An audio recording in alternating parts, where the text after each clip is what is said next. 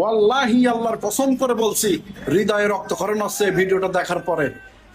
Saudi আরবের পতাকার উপরে কি লেখা আছে? লা ইলাহা ইল্লাল্লাহু মুহাম্মাদুর রাসূলুল্লাহ, যেটা আমাদের সবসময় বুকের ভিতরে থাকে, সেই কালেমার উপরে, সৌদি আরবের পতাকার উপরে কিন্তু এই ভারতীয় আরএলএস গুন্ডা ট্রেস বাহিনী কিন্তু পদদলিত করছে।